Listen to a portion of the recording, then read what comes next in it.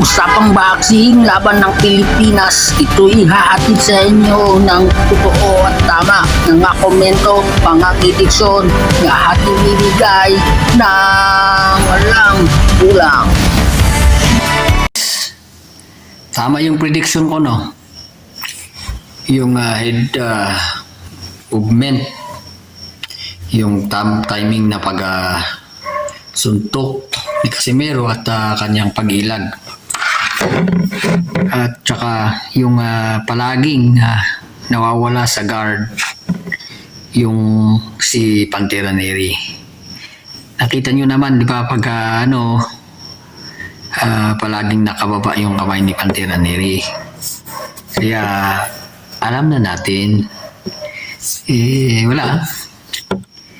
Konti lang naman ng panalunan natin kasi konti yung tinaya natin. Pero kung meron siguro, malaki rin yun Kaso wala palaging sa asawa kasi yung hawak nating pera. So sa susunod siguro kung mangyayari din yung labanan ni Carl James Martin at saka si Naoya Inoue, kung sa halimbawa lang na meron din talaga ako napapansin ito kay Carl James Martin. Malakas siya pero hindi kasi napupuro yung lakas niyang lumalabas dahil nga hindi niya ginagamit yung kanyang hita at papunta sa kanyang baywang. Kung napapansin niyo lang kasi yung suntok ng ating pambansang kamao na si Manny Pacquiao at yung panununtok ni General Casimero ay nandoon yung paggaya din ni General Casimero sa kanya. Yung galaw ba, pagkakaiba nga lang, mabilis itong ating pambansang kamao. Pero si General Casimero talaga ay ibinubuhos niya yung kanyang lakas. Kung sa mga ordinaryong tao lang yun na ginagaya yung panununtok ni General Casimero, ma-unbalance yun. Pero nasanay na kasi si General Casimero yung balanse ng katawan niya. Kaya nga, todo bigay niya, buong katawan niya ay nandoon, sumasama sa kanyang lakas, sa kanyang suntok. Hindi imposible na kapag natamaan ka talaga ng puro matutulog ka dyan.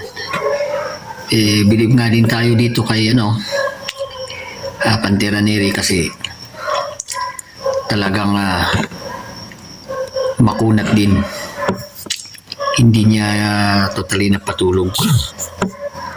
Kaya ang ko lang din kay Carl James Martin sa ating kababayan ay subukan niya yung ginagawa ni General Casimero, yung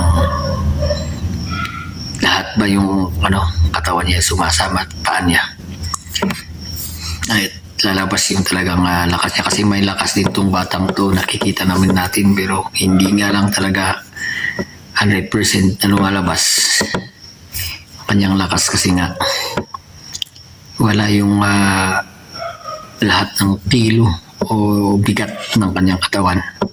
Pero kung sa bilis niyang yun na sumuntok at saka nandoon yung mga tawag doon, yung mga bigat niya sa kanyang pagsuntok ay hindi imposible na matatalo niya itong si Naoya Inoue. Kasi nandoon din kay Naoya Inoue, ito lang naman ang talagang mahalaga sa pagbaboxing ito, yung patitigasin mo dito habang sumusuntak ka sa Jago Cross ito, palaging ito. Kailangan ito matigas. Doon mo makukuha yung lakas mo, saka yung paa mo. Hindi yung pag sumusuntok ka lang ganon dito. Ganon din kasi minsan nung nasa gym ako, i-share ko lang to. Mga kasama ko doon, sa yung kasi iba yung laro kasi kickboxing tataka sila kung bakit daw malakas yung suntok ko. Hindi ko sinasabi yung sekreto, paa. Tsaka dito pinapatigas ko to. Dito nang gagaling. Tsaka dito. Yun.